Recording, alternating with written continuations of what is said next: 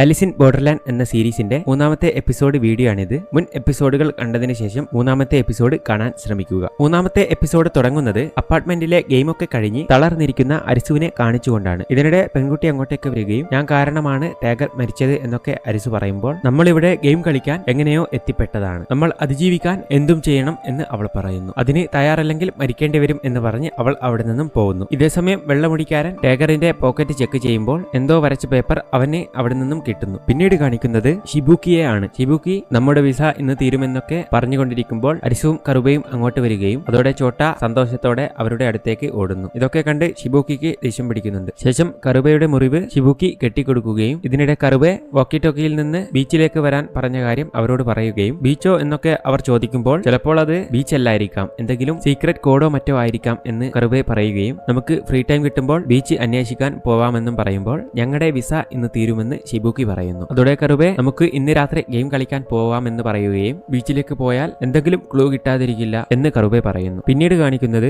അരിസു ടെറസിൽ നിന്നുകൊണ്ടിരിക്കുമ്പോൾ ഇതിനിടെ പിന്നിൽ നിന്ന് എന്തോ സൗണ്ട് കേട്ട് പുറകിലേക്ക് നോക്കുമ്പോൾ അവൻ മരിച്ച ടൈഗറിനെ അവിടെ കാണുന്നു. അതോടെ ഷിബുക്കി അരിസു എന്ന് വിളിച്ചതോടെ അത് ഷിബുക്കിയാണെന്ന് അവന് മനസ്സിലാവുന്നു. അതോടെ അരിസു ഷിബുക്കിയോട് ടൈഗർ മരിച്ച കാര്യമൊക്കെ പറയുമ്പോൾ അവളും നമ്മുടെ ജീവൻ നിലനിർത്താൻ വേണ്ടി എന്തും ചെയ്യണം എന്ന് അവളും പറയുന്നു. ഇതിനിടെ കറുബെ അവൻ പണിയെടുക്കുന്ന ബാറിലേക്ക് പോവുകയും അവൻ ഒളിപ്പിച്ചു വെച്ച റിംഗ് അവിടെ നിന്നും കണ്ടെടുക്കുകയും ഈ ലോകത്തിൽ നിന്നും രക്ഷപ്പെട്ടാൽ മുതലാളിയുടെ പെണ്ണിനെ പ്രൊപ്പോസ് ചെയ്യണമെന്ന് അവൻ മനസ്സിൽ ആലോചിക്കുന്നു. ശേഷം അന്ന് രാത്രി ആവുകയും അവർ ഗെയിം കളിക്കാൻ പോവാൻ കറുബയെ കാത്തു നിൽക്കുന്നു. ഇതിനിടെ കറുബെ വരാത്തതോടെ ഷിബുക്കി ചൊട്ടയും കൂട്ടി പോവാൻ നിൽക്കുമ്പോൾ അരിസു അവനിപ്പോൾ എത്തുമെന്നൊക്കെ പറയുകയും ഇതിനിടെ കറുബെ അങ്ങോട്ടെത്തുകയും ചെയ്യുന്നു. ശേഷം കറുബെ അവരോട് സോറി പറയുമ്പോൾ ചോട്ട വല്ലാതെ ദേഷ്യപ്പെട്ട് അവനോട് സംസാരിക്കുകയും അതോടെ കറുബെ ഞെട്ടിപ്പോവുകയും ചെയ്യുന്നു. ശേഷം അവനെ പറഞ്ഞ് സമാധാനിപ്പിച്ച് അവർ ഗെയിം കളിക്കാനായി പോകുന്നു. ഇത്തവണ അവർ ഗെയിം കളിക്കാൻ എത്തുന്നത് വലിയൊരു ബൊട്ടാണിക്കൽ ഗാർഡനിലേക്കാണ്. അതോടെ അവർ ലേസർ കടന്ന് ഉള്ളിലേക്ക് പോകുന്നു. ശേഷം അവർ അവിടെയുള്ള ടേബിളിലേക്ക് നോക്കുമ്പോൾ കഴുത്തിലിടുന്ന എന്തോ സാധനവും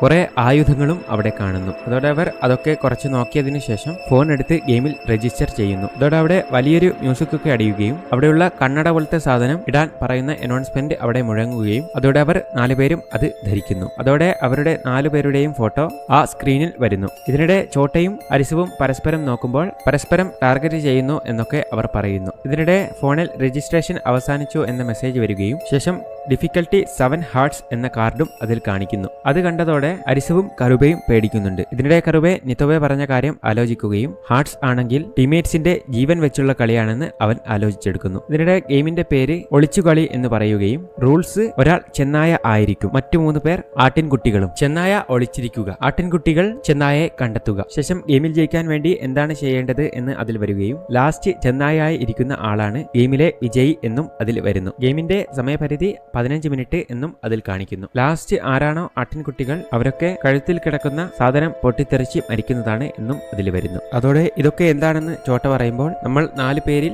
ഒരാൾ മാത്രമേ ജീവനോടെ ഉണ്ടാവൂ എന്ന് ഷിബുക്കി പറയുന്നു. ശേഷം അവിടെ വലിയ അനൗൺസ്മെന്റ് മുഴങ്ങുകയും ഫസ്റ്റിലത്തെ ചെന്നായ ചോട്ട ആണെന്നും അതിൽ കാണിക്കുന്നു. ശേഷം ഗെയിം ആരംഭിക്കുന്നു. ശേഷം ഇതൊന്നും അറിയാതെ ചോട്ട കഴുത്തിലുള്ളത് ഊരിക്കളയാൻ നോക്കുമ്പോൾ അരിസു അവനെ തടയുകയും അത് ഊരിക്കളയാൻ നോക്കിയാൽ നീ പൊട്ടിത്തെറിച്ച് മരിക്കുമെന്നും പറയുന്നു. ഇതിനിടെ ചോട്ട അരിസുവിനെ നോക്കുകയും ആ സമയം അരിസു ചെന്നായായി മാറുകയും ചെയ്യുന്നു. ആ സമയം അരിസു കറുബയെ നോക്കുമ്പോൾ കറുബെ ചെന്നായായി മാറുന്നു. അതോടെ ഷിബുക്കി ഇങ്ങോട്ട് നോക്കടാ എന്ന് പറയുമ്പോൾ കറുബെ നോക്കുന്നു. അതോടെ ഷിബുക്കി ചെന്നായായി മാറുകയും മാറിയ ഉടനെ അവൾ ഗാർഡന്റെ ഉള്ളിലേക്ക് ഓടിപ്പോകുന്നു. അതോടെ കറുബയ്ക്ക് വല്ലാതെ ദേഷ്യം പിടിക്കുകയും അവൾ ഓടുന്നതിന്റെ തൊട്ടുപുറകിൽ കറുബയും വെച്ച് പിടിക്കുന്നു. അതോടെ ഷിബുക്കി അവിടെയുള്ള ചെടിയുടെ പുറകിൽ ഒളിക്കുകയും കറുബെ ഇതൊന്നും കാണാതെ അതിലൂടെ നടന്നു പോകുന്നു. അതോടെ ഷിബുക്കി വീണ്ടും മാറി ഒളിക്കാൻ വേണ്ടി ഓടുകയും ഇതിനിടെ ഷോട്ട അവിടെ തന്നെ ഇരിക്കുകയാണ്. അവർ 4 പേരും പറയുന്നത് അവർക്ക് ആ ഡിവൈസ് വഴി കേൾക്കാൻ പറ്റും. അതോടെ ഷോട്ട ഷിബുക്കിയോട് ഓടുന്നത് നിർത്താൻ പറയുന്നുണ്ടെങ്കിലും അവൾ അതൊന്നും കേൾക്കുന്നില്ല. ഇതിനിടെ ഷിബുക്കി ഓടിക്കൊണ്ടിരിക്കുമ്പോൾ വീഴുകയും അത് കേട്ട് കറുബെ അങ്ങോട്ടേക്ക് എത്തുന്നു. ശേഷം കറുബെ കത്തി കൊണ്ട് കുത്താൻ നോക്കുമ്പോൾ ഷിബുക്കി കറുബയെ നോക്കുന്നു. അതോടെ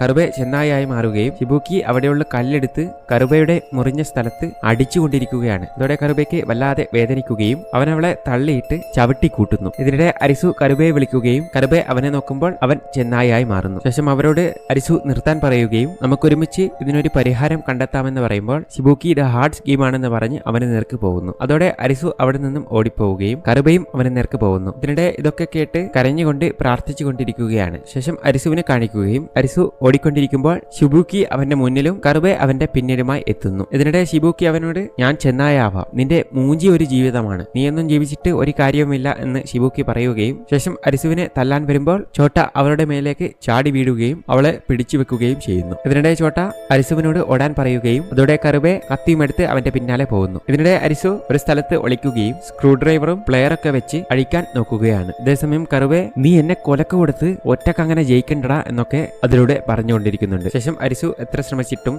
അത് അഴിക്കാൻ പറ്റുന്നില്ല. അതോടെ അരിസു കരയുകയും അവരോട് സോറിയൊക്കെ പറയുന്നുണ്ടെങ്കിലും നിന്റെ സോറി ആർക്കും വേണ്ട, നീ പുറത്തു വാടാ എന്നൊക്കെ കറുബെ വിളിച്ചു പറയുന്നു. ഇതിനിടെ അരിസു പേടിച്ച് കരയുകയും പഴയ കാലമൊക്കെ ഓർക്കുമ്പോൾ ഫോണിൽ മെസ്സേജ് വരികയും 5 മിനിറ്റ് ബാക്കി എന്നും പറയുന്നു. ഇതിനിടെ കറുബെ കാറിലുള്ള പെണ്ണിനെ ഓർക്കുകയും അതോർത്ത് സങ്കടപ്പെടുകയും ചെയ്യുന്നു. ഇതിനിടെ അരിസുവിനെ കാണിക്കുകയും അവൻ അവരുടെ പഴയ കാലം ഓർക്കുമ്പോൾ അവന്റെ വീട്ടുകാർ അവനെ മാറ്റി നിർത്തുമ്പോഴും അവന്റെ കൂട്ടുകാരാണ് അവനെ സന്തോഷിപ്പിച്ചത്, അവരോടൊപ്പം പോയി ഫുഡ് കഴിച്ചതും രാത്രി ട്രിപ്പിൾ അടിച്ചു പോയതും ഒക്കെ അവൻ ഓർക്കുമ്പോൾ 3 മിനിറ്റ് ബാക്കി എന്ന് മെസ്സേജ് വരുന്നു. ശേഷം അരിസു എടാ കറുബെ നീ എവിടെയാണ്, നീ ചെന്നായ അയക്കോ എന്നൊക്കെ പറയുമ്പോൾ കറുബെ ഒന്നും വേണ്ടുന്നില്ല. നിങ്ങളാണ് എന്റെ ജീവിതത്തിലെ എല്ലാം എന്ന് അരിസു വീണ്ടും പറയുകയും കറുബെ ഷോട്ട എന്ന് വിളിച്ച് അവൻ ചുറ്റും ഓടുന്നുണ്ടെങ്കിലും അവരെ കാണുന്നില്ല. ഇതിനിടെ അവൻ കറുബയുടെ അടുത്തെത്തുകയും അവൻ അടുത്തെത്തുന്നതോടെ കറുബെ അവിടെ ഒളിച്ചു നിൽക്കുന്നു. ഇതിനിടെ അരിസു വിളിച്ചുകൊണ്ടേയിരിക്കുകയും മിണ്ടാതിരിയടാ, എന്റെ ജീവിതത്തിൽ ഒരുപാട് പ്രശ്നങ്ങൾ ഉണ്ടായിട്ടുണ്ട്, പക്ഷേ ഞാൻ അതൊക്കെ മറന്നത് നിങ്ങളോടൊപ്പം ഉള്ളപ്പോഴാണ്, നീ ഓർക്കുന്നില്ലടാ നമ്മൾ പോയതൊക്കെ എന്ന്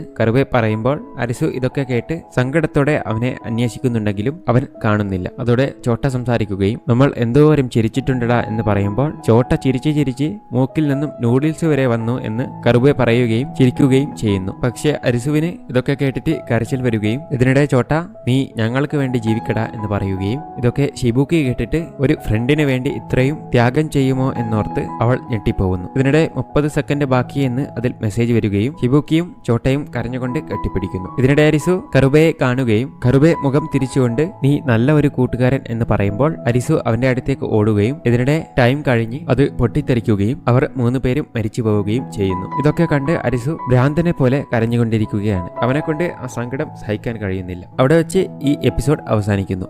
4ാമത്തെ എപ്പിസോഡിന്റെ തുടക്കത്തിൽ കാണിക്കുന്നത് നമ്മൾ മുന്നേ കണ്ട പെൺകുട്ടി ഭക്ഷണത്തിന് ക്ഷാമമായതോടെ കെണി വെച്ച് മുയലിനെ പിടിക്കുകയും അവൾ അതിനെ കൊന്നതിന് ശേഷം റോഡിലൂടെ നടന്നു പോകുമ്പോൾ അരിസു റോഡിൽ കിടക്കുന്നത് അവൾ കാണുകയും അവനെന്തോ പറയുന്നത് കേട്ട് അവൾ അടുത്തുപോയി അത് കേട്ടു നോക്കുകയും അവൻ എനിക്ക് മരിക്കണം എന്ന് പറഞ്ഞുകൊണ്ടേയിരിക്കുകയും അതോടെ അവൾ അവനെ മൈൻഡ് ചെയ്യാതെ അവിടെ നിന്നും പോകുന്നു. ശേഷം അവൾ രാത്രി ഫുഡ് കഴിച്ച് ഉറങ്ങുന്നു. പിറ്റേന്ന് രാവിലെ വീണ്ടും അവൾ നടന്നു പോകുമ്പോൾ അരിസുവിനെ വീണ്ടും അവിടെ കാണുകയും അതോടെ അവൾ പഴയ കാലം ഓർക്കുന്നു. ഒരിക്കൽ അവളുടെ അച്ഛനോട് ദൈവം ഉണ്ടെങ്കിൽ നിങ്ങൾ എന്ത് ആഗ്രഹമാണ് ദൈവത്തിനോട് ചോദിക്കുക എന്ന് പറയുമ്പോൾ ഞാൻ ഈ ലോകത്ത് ഒരുപാട് പർവ്വതങ്ങൾ ഇനിയും സൃഷ്ടിക്കാൻ ദൈവത്തിനോട് പറയും. ശേഷം അച്ഛൻ ഉസാഗി നിനക്ക് എന്താണ് ആഗ്രഹം എന്ന് ചോദിക്കുമ്പോൾ എനിക്കെന്റെ അച്ഛനോടൊപ്പം സന്തോഷത്തോടെ ജീവിക്കണമെന്ന് അവൾ പറയുന്നു. ശേഷം കാണിക്കുന്നത് അവളുടെ അച്ഛൻ എവറസ്റ്റ് കീഴടക്കാനായി ഓക്സിജൻ സിലിണ്ടർ ഒന്നുമില്ലാതെ പോകുന്നു. അതോടെ കുറച്ച് ദിവസങ്ങൾ കഴിയുകയും പത്രത്തിൽ അവളുടെ അച്ഛനെ കാണാനില്ല എന്ന വാർത്തയും വരുന്നു. കൂടെ ഓക്സിജൻ ടാങ്ക് ഇല്ലാതെ എവറസ്റ്റിന്റെ മേളിലേക്ക് കയറാൻ പറ്റില്ല എന്നൊക്കെ അതിൽ എഴുതിയിട്ടുണ്ട്. പിന്നീട് കാണിക്കുന്നത് അരിസു കണ്ണു തുറക്കുകയും അവൻ നോക്കുമ്പോൾ അവൻ ഉള്ളത് ഉസാഗിയുടെ അടുത്താണ്.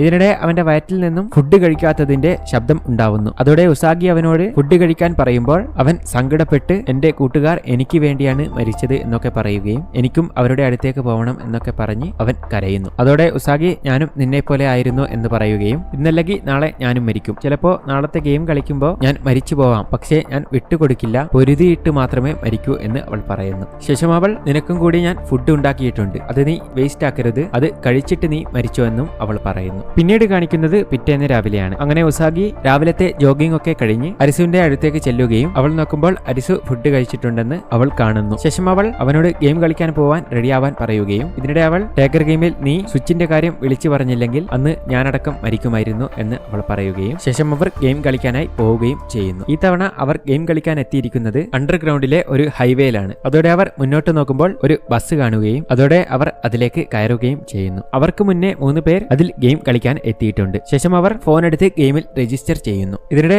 ബസ്സിലുള്ളവർ നിങ്ങൾ ഇതിനു മുന്നേ ഗെയിം കളിച്ചിട്ടുണ്ടല്ലേ എന്നൊക്കെ ചോദിക്കുമ്പോൾ അതേ എന്ന് ഉസാഗി പറയുകയും നിങ്ങൾ കളിച്ചിട്ടുണ്ടോ എന്ന് ചോദിക്കുമ്പോൾ ഞങ്ങൾ ഇതിനു മുന്നേ 4 ഗെയിം ക്ലിയർ ചെയ്തു എന്നും അവർ പറയുന്നു. ഇതിനിടെ അരിസു അതിലെ ഒരുവനോട് കാലിന് എന്ത് പറ്റിയതാണെന്ന് ചോദിക്കുകയും അവൻ കാലുളുക്കിയതാണ് എന്ന് പറയുകയും ചെയ്യുന്നു. ഇതിനിടെ ഫോണിൽ മെസ്സേജ് വരികയും ഡിഫിക്കൽട്ടി ലെവൽ 4 ക്ലാവർ കാർഡ് എന്നും അതിൽ കാണിക്കുന്നു. ശേഷം ഗെയിം ഡിസ്റ്റൻസ് എന്ന് പറയുകയും റൂൾസ് സമയപരിധിക്കുള്ളിൽ ഗോൾ എന്ന സ്ഥലത്ത് എത്തിച്ചേരുക. ഗെയിമിന്റെ സമയം 2 മണിക്കൂർ. ശേഷം ഗെയിം സ്റ്റാർട്ട് ആവുന്നു. ഇതിനിടെ അവർ ഫോണിലേക്ക് നോക്കുമ്പോൾ ഡിസ്റ്റൻസ് 0 എന്ന് കാണിക്കുകയും ഹൈവേയിലൂടെ ഓടി ഗോൾ എന്ന സ്ഥലത്ത് എത്തണമെന്നൊക്കെ അവർ പറയുകയും ഇതിനിടെ കാല് വയ്യാത്തവൻ എണീക്കാൻ നോക്കുമ്പോൾ വീഴാൻ പോവുകയും ശേഷം അവന്റെ കൂട്ടുകാരൻ ഇത് പഴയ ബസ്സാണ് ചിലപ്പോൾ ഓണാവുമെന്ന് പറഞ്ഞ് ബസ് ഓണാക്കുന്നുണ്ടെങ്കിലും ഫ്യൂൽ ഇല്ലാതെ ഓഫായി പോകുന്നു. അതോടെ കാല് വയ്യാത്തവൻ നിങ്ങൾ പോയിക്കോളൂ, ഞാൻ ഇവിടെ തന്നെ നിന്നോളാം എന്ന് പറയുമ്പോൾ തക്കുമ നീ എന്തൊക്കെയാണ് പറയുന്നത്, നിന്നെ വിട്ടിട്ട് നമുക്ക് അങ്ങനെ പോവാൻ പറ്റില്ല എന്നൊക്കെ അവർ രണ്ടുപേരും പറയുമ്പോൾ തക്കുമെ ദേഷ്യപ്പെടുകയും നിനക്ക് ഒരു ഭാര്യയും അവളുടെ വയറ്റിൽ കുട്ടിയുമുണ്ട്, നിനക്ക് ഗെയിം കഴിഞ്ഞിട്ട് വേണം അവളുടെ അടുത്തേക്ക് പോവാൻ, നിങ്ങൾ എന്നെ ഓർത്ത് വിഷമിക്കണ്ട എന്ന് പറഞ്ഞ് അവൻ അവരെ പറഞ്ഞുവിടുന്നു. ശേഷം അവൻ അവിടെ തന്നെ ഇരിക്കുന്നു. ഇതിനിടെ ഉസാഗിയും അരിസുവും ഗോൾ എന്ന സ്ഥലത്തേക്ക് ഓടിക്കൊണ്ടിരിക്കുകയാണ്. ഇതിനിടെ ഫോണിൽ മെസ്സേജ് വരികയും ഡിസ്റ്റൻസ് കൂടിക്കൊണ്ടിരിക്കുന്നതും അവർ കാണുന്നു. ശേഷം അവർ 5000 ഡിസ്റ്റൻസ് പിന്നിടുകയും ഇതിനിടെ അവർ കുടിക്കുന്ന വെള്ളം അവിടെ കാണുന്നതോടെ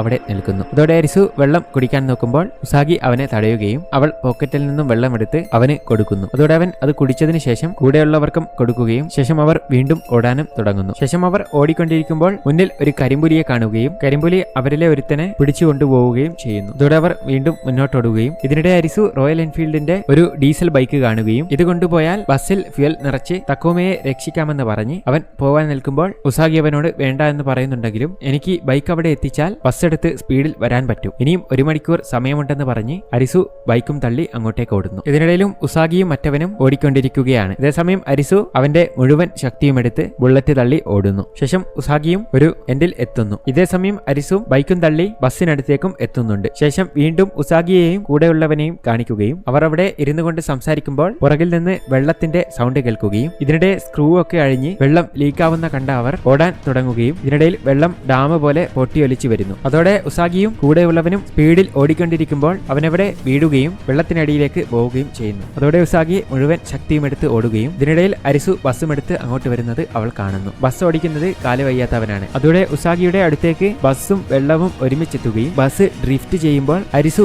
ഉസാഗിയെ പിടിച്ചു വലിക്കുകയും ഉള്ളിലേക്ക് കയറ്റുകയും ചെയ്യുന്നു. പിന്നീട് കാണിക്കുന്നത് മറിഞ്ഞ ബസ്സിൽ നിന്നും അവർ കണ്ണു തുറക്കുന്നതാണ്. ശേഷം അവർ 3 പേരും ബസ്സിന് മുകളിലേക്ക് കയറുകയും അതോടെ ബസ്സിന് മുകളിൽ ഗോൾ എന്ന് എഴുതി വെച്ചതും അവർ കാണുന്നു. ഇതോടെ അരിസു നമ്മൾ ഗോളിൽ തന്നെയായിരുന്നു ഉള്ളത്, നമ്മൾ ദൂരെ പോകുമ്പോൾ ഡിസ്റ്റൻസ് കൂടുകയായിരുന്നു. ഇതിനിടെ ഫോണിൽ മെസ്സേജ് വരികയും ഗെയിമിൽ ജയിച്ചു എന്നും കാണിക്കുന്നു. ശേഷം കാലിന് വയ്യാത്തവൻ അവിടെ നിന്ന് പോകുമ്പോൾ എവിടേക്കാണെന്ന് അരിസു ചോദിക്കുമ്പോൾ എവിടേക്കാണെന്ന് ഒരു ഐഡിയയും ഇല്ല, ഗെയിം ജയിച്ച് ജീവനോടെ ഉണ്ടെങ്കിൽ വീണ്ടും കാണാമെന്ന് പറഞ്ഞ് അവൻ അവിടെ നിന്നും പോകുന്നു. ശേഷം കാണിക്കുന്നത് അരിസു കറുബെ പറഞ്ഞ ബീച്ചിനെ പറ്റി ഉസാഗിയോട് പറയുകയും ചിലപ്പോൾ അപ്രത്യക്ഷമായ ആളുകൾ ബീച്ചിലുണ്ടാവുമെന്ന് പറഞ്ഞ് ഒരു സൈക്കിളും എടുത്ത് അവർ ബീച്ച് ലക്ഷ്യമാക്കി പോകുന്നു. ഇതിനിടെ അരിസു നിനക്ക് ശരിക്കും സൈക്കിൾ ഓടിക്കാൻ അറിയില്ലേ എന്നൊക്കെ അവളോട് ചോദിക്കുമ്പോൾ ഞാൻ സൈക്കിൾ പഠിച്ചിട്ടില്ല എന്ന് അവൾ പറയുകയും ഇവിടെയൊക്കെ കാണാൻ നല്ല ഭംഗിയുണ്ട് എന്ന് പറയുമ്പോൾ ഈ എപ്പിസോഡ് ഇവിടെ വെച്ച് അവസാനിക്കുന്നു. വീഡിയോ ഇഷ്ടപ്പെട്ട ലൈക്ക് ആൻഡ് ഷെയർ സബ്സ്ക്രൈബ്. 5ാമത്തെ എപ്പിസോഡുമായി ഉടൻ കാണാവുന്ന പ്രതീക്ഷയിൽ ബൈ ഫ്രം ആർ എൻ.